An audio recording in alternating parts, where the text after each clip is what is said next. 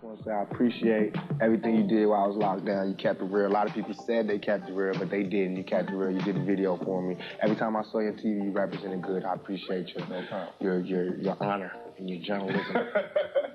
But, I mean, your music, man, it speaks for itself. I've always liked your music before we even got a chance to meet in the music game. But, I mean, I found that the song that was #1, which is Me Against the World, your album #1, Dear Mama, how did that come about? Dear Mom, I'm sorry, y'all. That's the saddest song in the world. Everybody because where you tell your mama business? Chris Tucker got a joke. He'd be like, where you tell your mama business? But it's just a love song to my mama. Right. Dear Mama went #1. Thank everybody. Platinum, thank you. I went double platinum. Thank you, thank you, thank you. Did a video for it. I got a video for it. Want to see it? Here you go.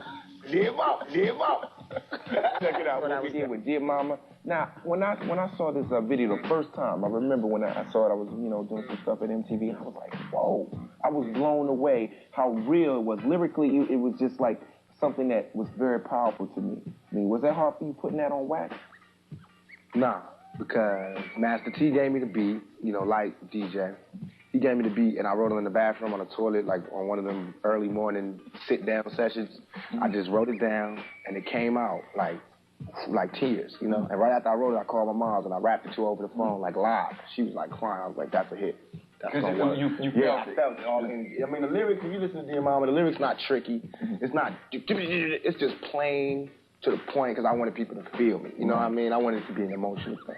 And that was just the beginning of the success of your album, Me Against the World, which, by the way, for everybody out there, is double platinum. And now that was all in the scope. Now you got a new family. You've been embraced by Death Row. Can you tell us how that came about? Yeah, Death Row was like, everybody know they record, they resume.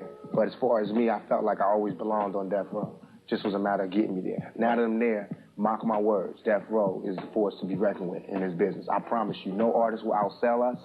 Nobody will touch us in the movie business. Ain't nobody hard as us. Ain't nobody real as us. Ain't nobody us. All right, well, one of his label mates right now who represents every time. Last year he won Rapper of the Year, Dr. Dre. But keep the heads ringing. Come on back. We're going to give you all the good news and everything you need to know about Tupac. And we're going to give you our Dre address, his personal address at his house. Yeah. Put out a double CD. Understand? Double CD. Nobody's ever, I mean, that's pound. That nobody's ever done before. Now, where did you get all this material from? I heard it's like 28 songs on the album. What's up? And I didn't write near one of them in jail. What? All of them came. As soon as I got out of jail, I went straight to the studio. I didn't want no females. I'm lying. I wanted some El Polo Loco. As soon as I got out of jail, I put an order in the El Polo Loco. Oh, that's cool. And I'm looking for Mr. Polo. Okay. I didn't talk to him about we can get together, do some commercials and stuff. But got out, went straight to the studio and wrote every day, did like 3 songs a day. It was just my heart. And my heart was heavy. I had a lot of things to get off my chest, a lot of pain, fun. This album is not as depressing as the last album. It's more upbeat. Right. But let me talk to you, man. I'm going to get a lawyer for you, and we're going to work on that booty call thing. Because you're supposed to get some residuals. Every time one of y'all say booty call, send $10 to MTV. We're going to flash the address at the bottom of the screen. Y'all get this man some money, man. So he don't have to be doing, you see Bill doing videos on the side now to make more money. Because y'all using this stuff and ain't giving no money. Y'all up in the Brat video, moonlighting. You know what I mean? Bill, you ain't got to do that, man. You gonna give me, I'm asking for you. Bill, I'm your homeboy. I'm out, man. I'm out. Stick around, we got more with Pac, y'all.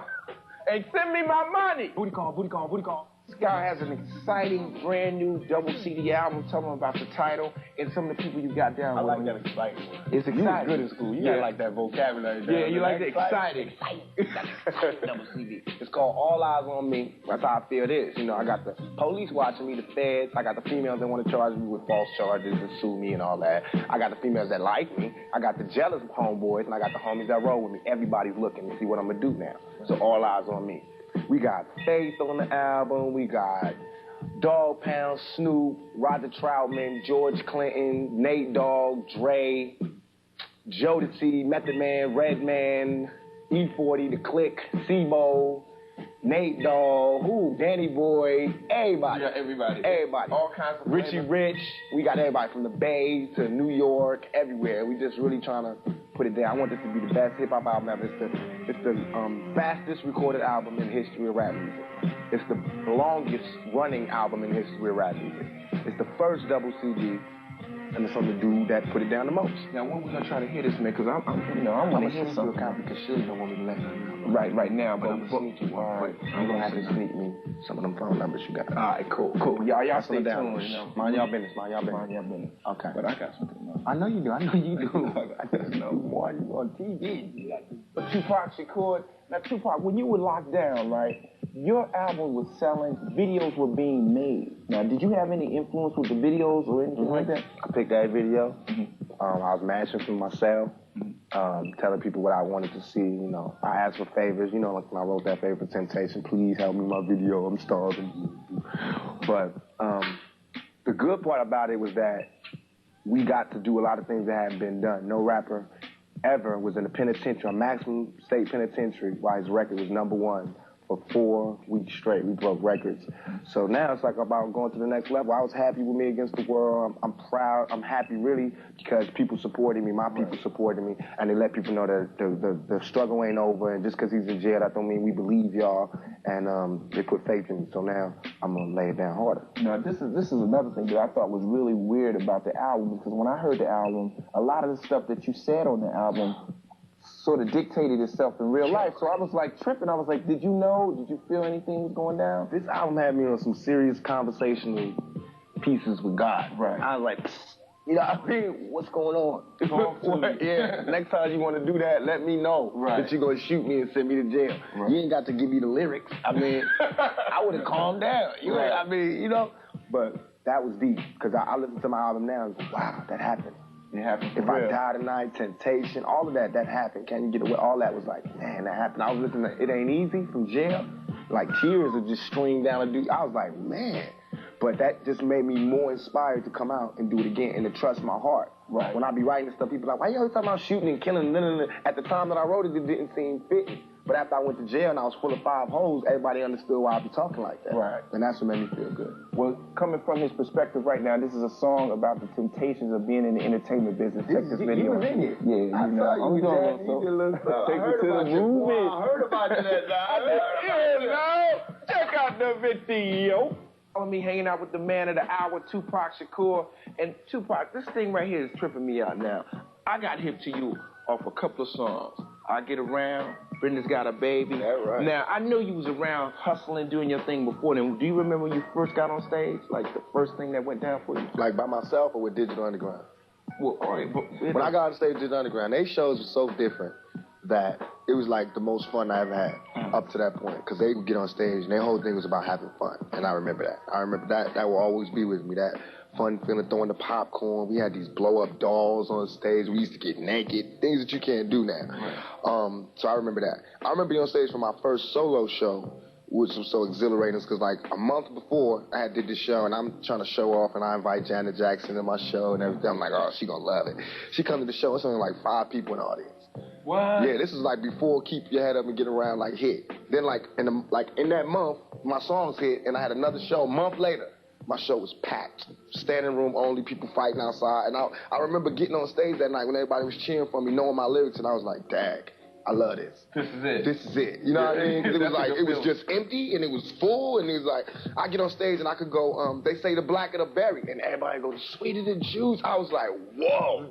That feeling, you cannot explain that. You know what I mean? Somebody. That's just like when you go on stage, as soon as you go, how many of y'all ever had and you could just say, boop, and more,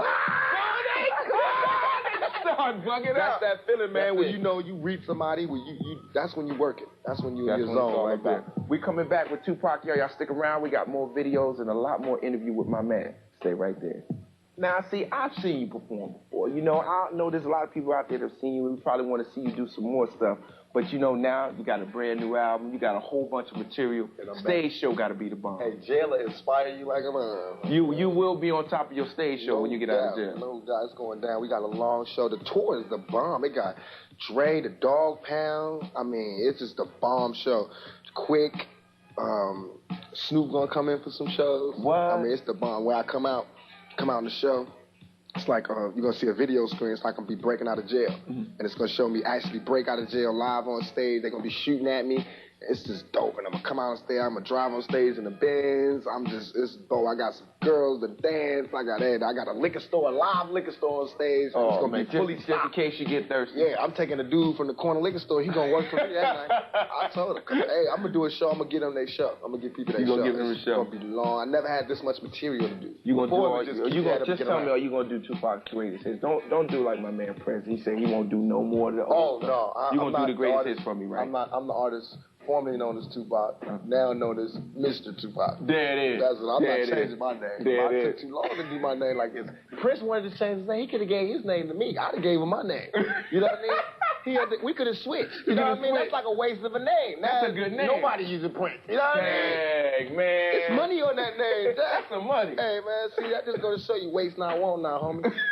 Y'all check out Ain't Nothing But a D-Thing. We'll be back with Tupac. This movie called Live to Tell. I got it in the development with this company out here. I ain't gonna blow their name up.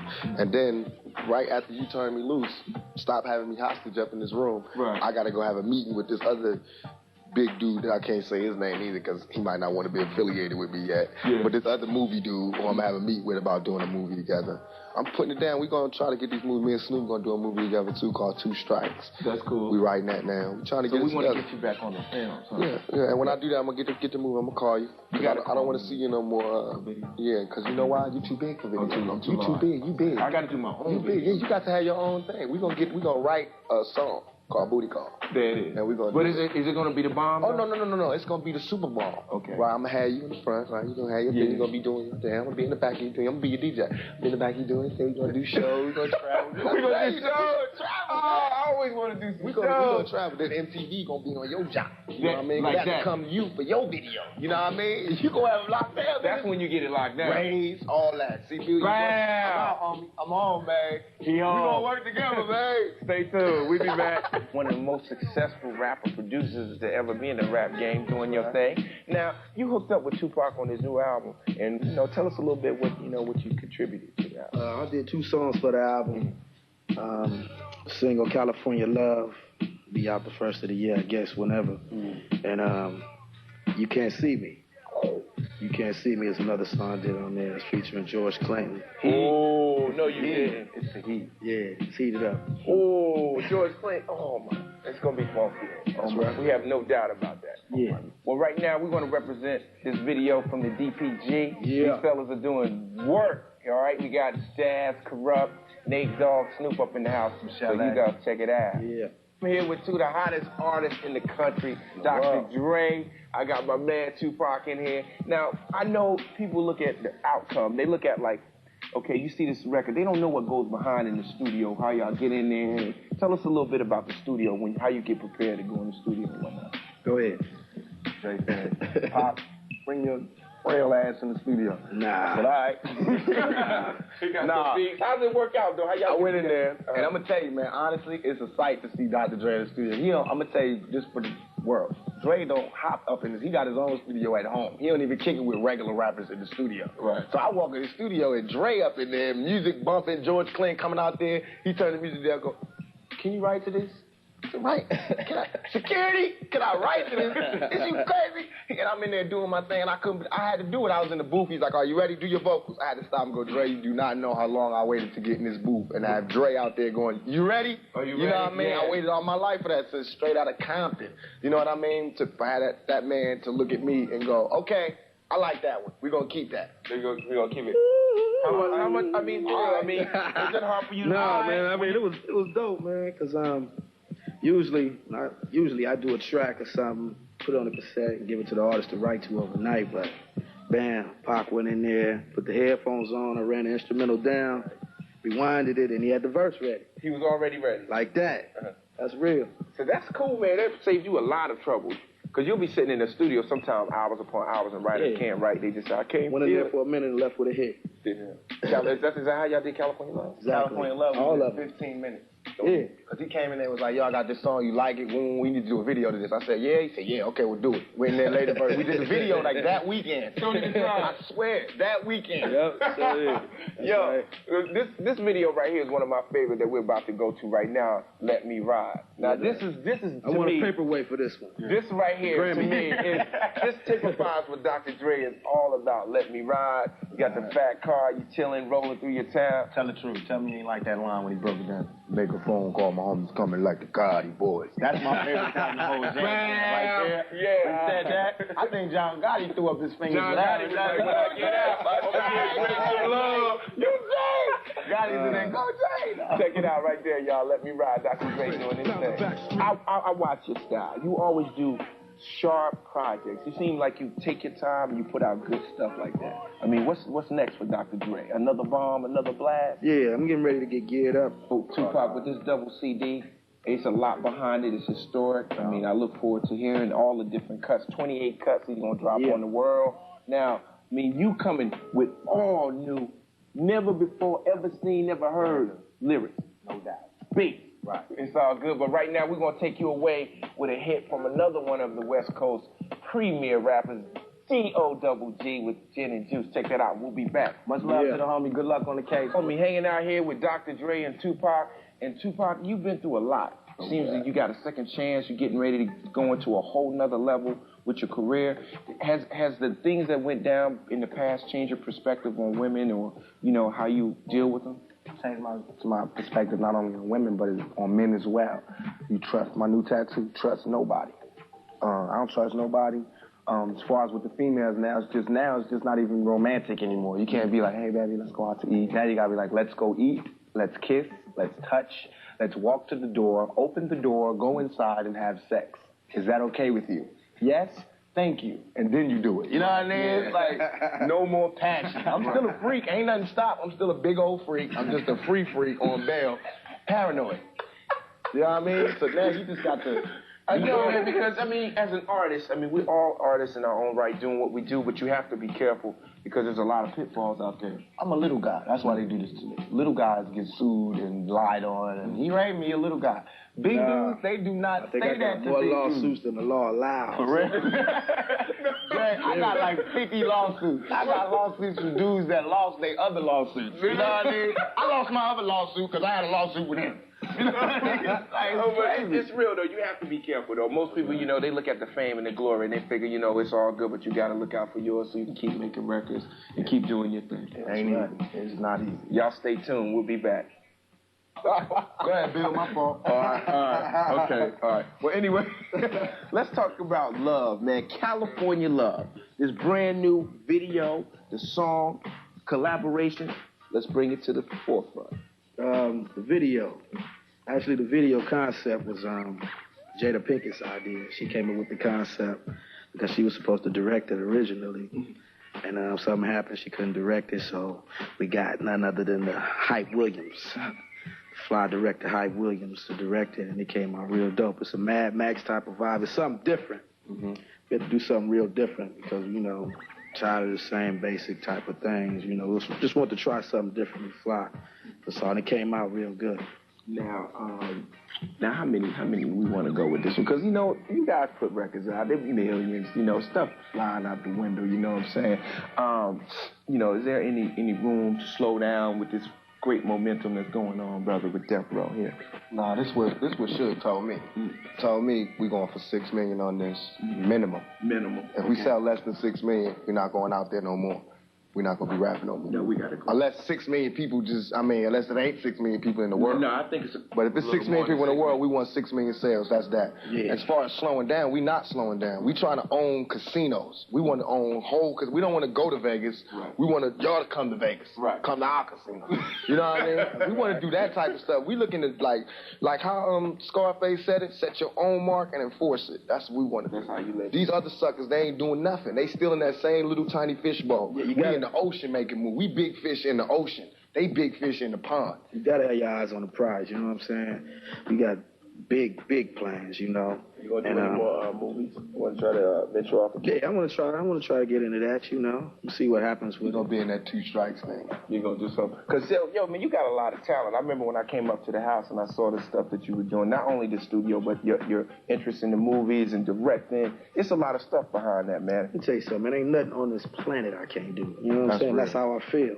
And that's why I'm gonna stay at the level I am, you know what I'm saying? On top of everybody. If not one of the best producers in the world, period. That's how we live it. Yo, y'all stay tuned. We'll be back. Don't stay a minute, man. We ain't staying tuned. We out to the video. We finna leave, man. We gotta talk. We wanna go.